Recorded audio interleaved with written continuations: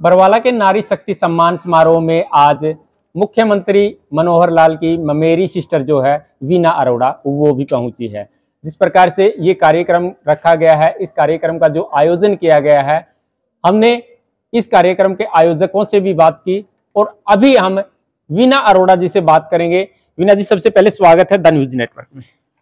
आपका सबसे पहले सभी को नमस्कार करती हूँ आपके न्यूज़ चैनल के माध्यम से, और आप सभी को नमस्कार करती हूँ। और मेरा नाम जैसे कि वीना अरोड़ा बताया ही आपने जी, ब्रांड एम्बेसडर बेटी बचाओ बेटी पढ़ाओ के अभियान से जुड़ी हुई काफ़ी सालों से, और बहुत से ऐसी अचीवमेंट्स करी हैं और बड़ा मैंने सेक्रीफाइस भी किया है, और इसके लिए मुझे इंडिया बुक रिकॉर्ड में मेरा नाम भी दर्ज हुआ था।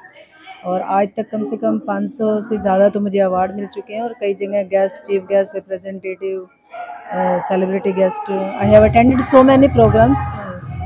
तो बहुत अच्छा लगता है जब कहीं नारी शक्ति का होता है। तो वुमेन एम्पावरमेंट मेरे लिए एक बहुत बड़ी अचीवमेंट है, कि जब मैंने 14 से शुरुआत की थी और आज तक बहुत ही एक्सपेंड हो चुका है।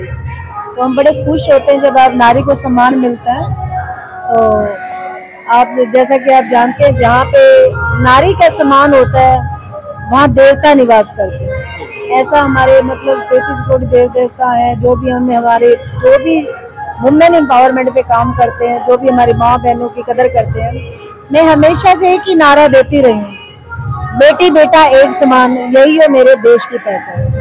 बेटी बेटे को समान संस्कार दो और समान व्यवहार दो, किसी में फर्क नहीं होना चाहिए। क्योंकि बेटी जब हमारी बहू बन के आती है तो उसका भी वही होता है जो हमारी बेटी की तरह रहती है। बेटी जब बाहर जाती है तो हमें दोनों का सम्मान करना चाहिए। बिल्कुल, जिस प्रकार से एक बेटी दूसरे परिवार में जब शादी के बाद में जाती है तो दो परिवारों का जो मेल है वो भी करना चाहिए। हाँ, दो परिवारों का मेल होता है, तो परिवारों का तो मेल होता ही, आपस में मिलजुल के रहना चाहिए। और मैं ये आपके न्यूज में चैनल के माध्यम से ये संदेश देना चाहूंगी कि जब भी कोई बहू आती है वो भी हमारी बेटी की तरह थी। जैसे आप अपनी बेटी के साथ व्यवहार करते हो वैसे बहू के साथ भी करना चाहिए। और बहुओं को भी मैं ये एक संदेश देना चाहती हूँ कि जैसा आप अपने घर में मम्मी पापा के साथ करते हो तो अपने सास ससुर को माँ बाप का दर्जा दो, ताकि समाज में कोई कुरीति हो तो वो ना रहे।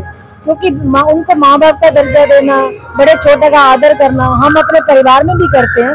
तो बहुओं को भी यही एक वो होना चाहिए, प्रथा होनी चाहिए कि आगे जाके सबको सेम संस्कार दें और सबके साथ सेम व्यवहार करें। और कोई इसलिए हमारे जब दो माँ बाप होते हैं तो उसमें कभी भी डिफरेंस पैदा ना हो।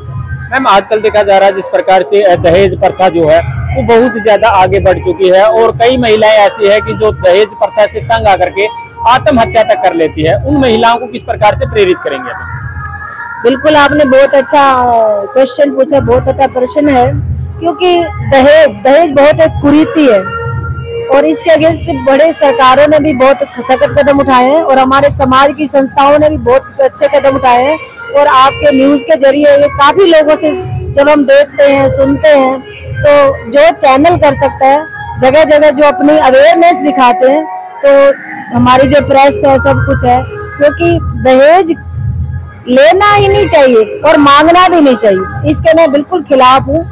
और रही बात दहेज के प्रति बहुत अभियान चलाए हुए हमारी संस्थाओं ने चला। आज दशा ये है कि काफी आपने अभी शादियां देखी होंगी, काफी प्रोग्राम देखे होंगे, बिना दहेज के लड़की लाते हैं, और बिल्कुल लड़कों की तरह उनका सम्मान किया जाता है जैसे लड़कों का होता है। आज इक्वालिटी इतनी बढ़ चुकी है कि बेटी बेटे में कोई फर्क नजर नहीं आता। तो जब बेटी इतनी पढ़ी लिखी है तो उसके साथ दहेज का कोई मतलब ही नहीं बनता। और चाहे पढ़ी लिखी है, चाहे संस्कारी है, चाहे वो है, जिस माँ बाप ने अपनी बेटी दे दी ना, सबसे बड़ा दहेज वही है। मेरी प्रेरणा यही है, जिस माँ बाप ने अपने जिगर का टुकड़ा दे दिया तो इससे बड़ा दहेज कोई नहीं हो सकता। मैम, जैसे आपने बताया कि बेटी बचाओ बेटी पढ़ाओ की ब्रांड एम्बेसडर आपको बनाया गया है। आज की अगर बात करें तो दिल्ली के जंतर मंतर पर देश की वो बैठी है जो कि देश के लिए मेडल लेकर के आती है। देश में उन्होंने अच्छा काम भी किया है, लेकिन आज वो अपनी इज्जत और आबरू को बचाने को लेकर के देश के जंतर मंतर पर, दिल्ली के जंतर मंतर पर धरने पर बैठी, उसको लेकर के क्या कुछ कहेंगे? देखिए, इस बारे में तो मैंने क्या कहना, हमारे जो ये प्रदर्शन होते हैं या कुछ होते हैं, इसमें सारा दोष बाहर का नहीं होता, किसी सरकारों का भी नहीं होता। कुछ हमारे समाज में कुरीतियां रहती हैं तो कुछ लोग उनको फॉलो करते हैं। तो मैं समाज से ये प्रेरणा करती हूँ कि अपने लड़कों को भी सेम संस्कार दें, ताकि किसी लड़की को परेशानी ना हो, दुखी ना हो। कोई सड़क पे चलती है तो उसको उसकी आबरू बचाए, उसके साथ कोई घटना घटती है तो तुरंत उसका साथ दे। तो हम तो ये अपने नवयुवक बच्चों को, आने वाली पीढ़ी को यही संस्कार देना चाहेंगे ताकि ऐसी घटनाएं ही ना हो। जी बिल्कुल, देखिए दर्शकों, जिस प्रकार से मैडम ने जो चीज़ बताई है, जो बातें बताई है, नारी उत्थान को लेकर के हमेशा आप लोगों को भी आगे आना चाहिए। और अगर आपसे थोड़ा सा भी नारी उत्थान को लेकर के सहयोग बन पाता है तो समाज आपके गुण गाते हुए थकेगा नहीं। आज के इस नारी शक्ति सम्मान समारोह में बहुत सी ऐसी महिलाएं जो है वो पहुंची है, जो कि समाज उत्थान के साथ साथ सामाजिक कार्यक्रमों में भी हिस्सा ले रही है। हमारे साथ एक महिला और है, एक नहीं दो महिलाएं हैं।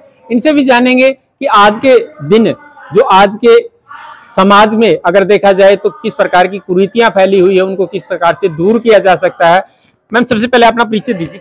हाँ, मेरा नाम मंजुला खत्री है और मैं एक सोशल वर्कर हूँ। समाज के लिए अच्छा काम करती हूँ और धरती से जुड़ के काम करती हूँ। जहाँ मुझे नीड लगती है ना, वहीं मैं जाके खड़ी होती हूँ। दिखावा, बड़ंबर, इस चीज़ में मैं भी अब नहीं करती। और आज ये प्रोग्राम में आए हुए हैं हम लोग। तो सबसे पहले तो आपके चैनल के माध्यम से सभी को नमस्कार, राम राम। और अब पूछिए आप। मैम देखिए, जिस प्रकार से आज के अगर युग की बात करें तो कई बार देखा जाता है कि जब लड़की पढ़ रही होती है तो उसी दौरान कुछ ऐसे गलत संगत में फंस जाती है या फिर कुछ ऐसी गलत कुरीति में फंस जाती है जिसको लेकर के माँ बाप की तरफ भी वो नहीं देखती और एक अलग ही आशियाना बसाने की सोच लेती है। उन महिलाओं को, उन लड़कियों को क्या संदेश देना चाहेंगी कि माँ बाप को किस प्रकार से साथ में लेकर के चलना चाहिए?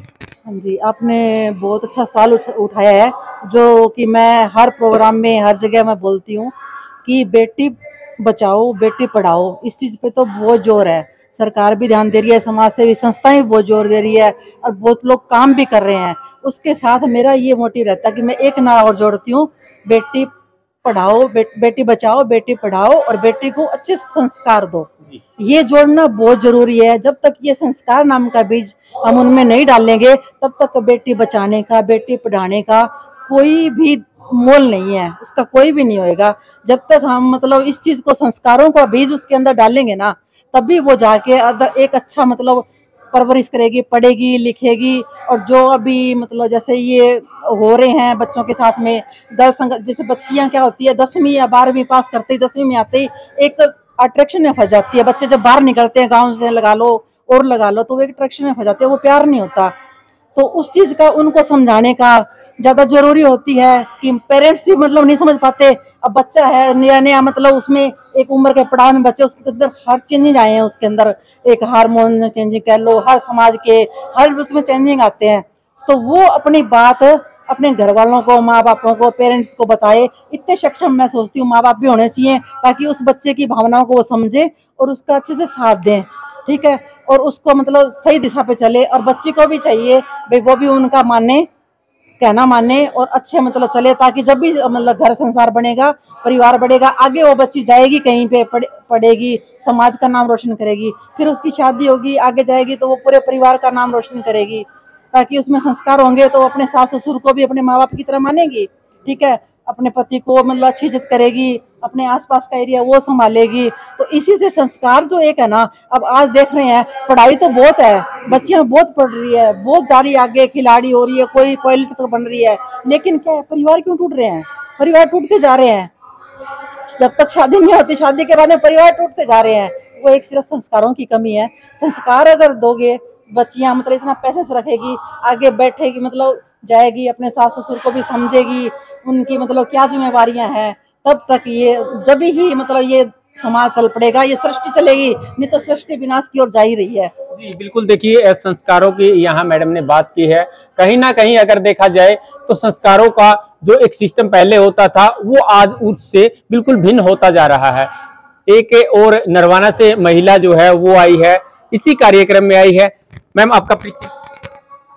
नमस्कार सभी को, मेरा प्यार भरा नमस्कार। मैं डायरेक्टर रिया जांगड़ा दिव्यांग ट्रस्ट नरवाना से हूँ और सोशल वर्कर हूँ। जैसी भी मेरे से सेवा होती है, अपनी जॉब के साथ साथ थोड़ा बहुत जितना भी टाइम मिलता है मैं दिव्यांगों को देती हूँ। और आज इस नारी शक्ति सम्मान समारोह में मैं पहुंची हूँ। मेरे साथ बड़ी बड़ी हस्तियां पहुंची हैं, बहन वीना अरोड़ा जी हैं, जैसे आप देख ही रही है, मंजूला जी हैं, संगीता जी हैं, बहुत सारी नारी शक्ति को लेके जो सम्मान समारोह रखा गया तो नारी शक्तियां पहुंची भी है। और सबसे पहले बधाई के पात्र है हमारे ये जो मानव एकता संघ मंच के जो सदस्य हैं, पूरी टीम है, सभी को हम बधाई देते हैं। और यहाँ पर आए हुए जितने भी विशेष अतिथि हैं, मुख्य अतिथि हैं, जितने भी आए हैं, सभी को हम तहे दिल से स्वागत करते हैं। मैम देखिए, आज अगर बात करें तो लड़कियां कहीं भी लड़कों से कम नहीं है, चाहे वो अनीता कुंडू की बात करें, और भी कई ऐसी लड़कियां हैं जो कि लड़कों से पीछे ना रह करके उनसे आगे निकलने की कोशिश करती है और आगे निकल भी रही है। आप उन महिलाओं को, उन लड़कियों को क्या संदेश देंगी जो कि उनकी तरफ आगे बढ़ करके अपने जीवन में कुछ अच्छा कर पाए? जी देखिए, अपनी अपनी सोच का फर्क है। सबसे पहला विस्तार जो एक बेटी का लगाओ या बेटे का लगाओ, जैसे मैम ने बताया, संस्कारों से होता है। सबसे पहला विकास बच्चे का उसके परिवार से होता है। अगर परिवार में माता पिता सपोर्टिव हैं, कोई भी बच्चे के ऊपर सबसे बड़ी बात जो है बर्डन ना डाले, बेटी को बार बार रोके नहीं, टोके नहीं, उसे ये ना कहिए कि ये गलत है, ये सही है, नहीं, वो बखूबी खुद भी जानती है कि उसकी जिंदगी में क्या सही है, असल मायने में उसकी जिंदगी क्या मायने रखती है। जितना बच्चे के ऊपर आप कंट्रोल पावर दिखाएंगी, जितना बर्डन डालेंगी, आई थिंक आपका बच्चा उतना ही आपके कहने से बाहर चला जाएगा। ये एक्सपीरियंस, माई सेल्फ एक्सपीरियंस है, क्योंकि हमारे घर में भी 2-4 हादसे ऐसे हो चुके थे जिसमें हमने बेटियों को काफी स्ट्रिक्टता के साथ लिया था कि भाई ये नहीं करना, वो नहीं करना, रोक टोक की थी, लेकिन उस चीज का हमें नेगेटिव ही रिजल्ट मिला था। तो मैं अपने परिवार के माध्यम से, अगर आप एक सच्चे समाज का, एक अच्छे समाज का विस्तार करना चाहते हैं और अपने देश का निर्माण करना चाहते हैं, तो युवा पीढ़ी के ऊपर कोई भी बर्डन, कोई भी चीज थोपे नहीं, उसे फ्रीडम दें। आजाद देश के बच्चे हैं, आजाद देश की सोच है, उनकी सोच को आप एक पवित्रता के साथ लें, एक नेगेटिविटी ना लेके पॉजिटिविटी लें। तो आई थिंक जैसे नीता कुंडू की आपने बात की है, बहुत ही एक सामान्य परिवार से वो लड़की है, लेकिन जहां भी वो जाती हैं बताती हैं कि उन्होंने कैसे कैसे कितनी कितनी संघर्षों का सामना किया, मुसीबतों का सामना करके संघर्ष किया, और आज वे बहुत अच्छे मुकाम पे है। तो ऐसी ऐसी मोटिवेशनल जो बहनें हैं, हमारी जो बेटियां हैं, उनको हम प्रोटेक्टिव करते हैं और उनका आभार भी करते हैं कि ऐसे समाज की देन, ऐसे समाज में हम लोग रहते हैं जहाँ पे ऐसी ऐसी एम्पावर्ड वुमेन्स हैं। तो हम अपनी बेटियों को, युवा पीढ़ी को आगामी शुभकामनाएं देते हुए इस प्रोग्राम के माध्यम से यही कहेंगे कि भाई अपनी सोच बदलें, अपने अंदर पॉजिटिविटी लाएं और अपने करियर को देखते हुए अपने माता पिता का नाम जरूर रोशन करें। धन्यवाद। बिल्कुल, उन महिलाओं से, उन लड़कियों से हम भी चैनल के माध्यम से ये जरूर अपील करना चाहेंगे कि अच्छे संस्कारों में पलती है और अच्छे संस्कार लेकर के अगर आप दूसरे घर भी जाती है तो आप 2 घरों को आबाद करने का काम करेंगे। और इसके अलावा अगर आप बुरी संगति में फंस चुकी है या फिर फंसने की ऐसी कुछ लाइन पर जा चुकी है, तो इन जैसी महिलाओं से प्रेरित होकर के, या फिर जैसे मैंने कुछ और महिलाओं का जिक्र किया, चाहे वो अनीता कुंडू की बात हो या देश की उन खिलाड़ी बेटियों की बात हो, तो उनसे प्रेरित होकर के आप देश को लेकर के आगे बढ़ने का काम करें। इस समय हमारे साथ इसी क्षेत्र की एक ऐसी महिला मौजूद है जो कि तमाम उन सामाजिक कार्यक्रमों का हिस्सा बनती है, जो कि महिलाओं को उत्थान को लेकर के या फिर इसके अलावा भी सामाजिक जो कार्यक्रम होते हैं उनमें अग्रणी पंक्ति में ये महिला रहती है। नाम है सुदेश चहल पुनिया। वैसे किसी परिचय की मोहताज नहीं है। आज इनको भी इस कार्यक्रम में इनवाइट किया गया था। सबसे पहले मैम स्वागत है आपका। Thank you sir. मैम देखिए, आज का जो ये कार्यक्रम था वैसे अभी संपन्न हो चुका है। पूरा कार्यक्रम जो है वो एक अनुशासनात्मक तरीके से चला। आपको ये कार्यक्रम जो है वो किस प्रकार से लगा? सर सबसे बड़ी बात तो ये हमारे बरवाला के लिए ये गौरव की बात है कि ना केवल हरियाणा, राजस्थान, यूपी और बॉम्बे तक सभी जो है लोग यहाँ आए हुए थे। सुधीर जी ने एक ऐसा प्लेटफॉर्म जो महिलाओं के लिए अख्तियार किया, यहाँ पे दिया कि किसी भी क्षेत्र में, चाहे वो खेल के क्षेत्र में, चाहे सांस के क्षेत्र में, चाहे शिक्षा के क्षेत्र में या स्वास्थ्य के, जो भी महिलाएं अपने किसी भी क्षेत्र के अंदर कार्य कर रही हैं, उनको एक ऐसे मंच पर बुला करके इन्होंने सम्मानित किया और ऐसे लोगों को इकट्ठा होने का मौका मिला। देखिए, जब एक सोच के लोग, एक अप्रोच के लोग इकट्ठा होते हैं तो रिजल्ट्स और भी अच्छे आते हैं। तो ये हमारे शहर के लिए गौरव की बात है। और ब्रह्म कुमारी आश्रम ये स्थान भी इतना अच्छा इन्होंने चुना है कि जहाँ वैसे ही अगर इंसान आता है तो थोड़ा सा मन को सुकून मिलता है। और बहुत अच्छा अनुशासनात्मक कार्यक्रम था। बेटियों के लिए महिलाओं के लिए, और जो महिला शक्ति ये मानती है कि हम सामाजिक दबाव में कुचले हुए हैं, उनके लिए ये कार्यक्रम उदाहरण है। जी बिल्कुल मैम, जैसी सूचना मिली थी कि 10 राज्य की महिलाओं को यहाँ पर सम्मानित करने के लिए बुलाया गया। सर ऐसा है, मैंने काउंट तो नहीं किया, लेकिन जैसे जिस तरह से मुलाकात हुई है तो उसमें यूपी से भी थे, इंदौर से भी थी, राजस्थान से भी बहनें मिली हैं और बॉम्बे से भी एक बंधु आए हुए थे। अलग अलग क्षेत्र से लोग आए हैं। ये बहुत बड़ी बात है। ये केवल एक स्मृति चिन्ह की बात नहीं है कि वो एक मोमेंटो देने के लिए आए। ये जो प्लेटफॉर्म है ना, ये थॉट ऑफ एक्सचेंज है, वो अपने विचारों का बदलाव है। भीमराव अंबेडकर जी ने जो संविधान के अंदर महिलाओं को अधिकार दिए थे, तो ये उन नारी समाज के लिए, उन महिलाओं के लिए एक संदेश है जो ये कहते हैं कि हम दबे हुए प्रेशर में। बॉम्बे से कोई महिला चल के आती है, इंदौर से कोई चल के आती है, तो क्या वो हमारे समाज का हिस्सा नहीं है? जी बिल्कुल मैम, आपने दबे हुए एक शब्द का इस्तेमाल किया है। और आज की अगर बात करें तो पिछले कई दिनों से दिल्ली के जंतर मंतर पर देश की वो बेटियां बैठी है जो कि अपनी इज्जत आबरू को लेकर के अपना संघर्ष कर रही है, और इस सरकार के जो सांसद है उनके खिलाफ में वो बैठी है। एक तरफ जहां सरकार नारा दे रही है बेटी बचाओ बेटी पढ़ाओ, और वहीं दूसरी तरफ अगर देखा जाए तो बेटियां किस प्रकार से बच रही है, क्योंकि वही बेटियां पढ़ करके आगे बढ़ रही है और आगे बढ़ने के बाद में उनका इस प्रकार से शोषण हो रहा है। सर देखिए, इस विषय पे मैं केवल इतना ही कहना चाहूंगी कि ये हमारे देश का दुर्भाग्य है। जो घटना आज जंतर मंतर पे हो रही है वो हमारे देश का दुर्भाग्य है। वो बेटियां जिन्होंने न केवल राज्य, राष्ट्रीय, अंतर्राष्ट्रीय स्तर पे भारत को पहचान दी, और आज वो बेटियां अपनी इज्जत के लिए, अपने शोषण के खिलाफ उन्हें खुले मंच का सहारा लेना पड़ रहा है। कितना बड़ा दुर्भाग्य इस भारत का है। मैं केवल एक ही चीज यहाँ कहना चाहूंगी, कोई भी सरकार आती है चली जाती है, राजनीतिक हथकंडों के अंदर बहन बेटियों की इज्जत और आबरू को जो है वो माध्यम ना बनाया जाए।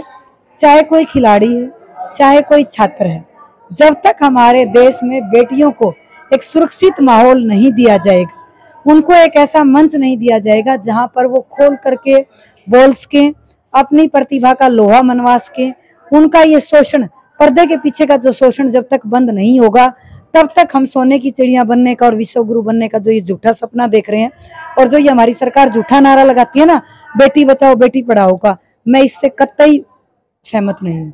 जी बिल्कुल, देखिए मैडम ने तो स्पष्ट कर दिया है कि इस नारे से मैडम संतुष्ट नहीं है। आप इस नारे से कितना संतुष्ट है कमेंट के माध्यम से जरूर बताइएगा। और नारी सम्मान का जो आज का ये जो कार्यक्रम रखा गया था, इस कार्यक्रम की वो झलकियां हमने आपको दिखाई है। आपको ये कार्यक्रम कैसा लगा इसको लेकर के भी जरूर बताइएगा।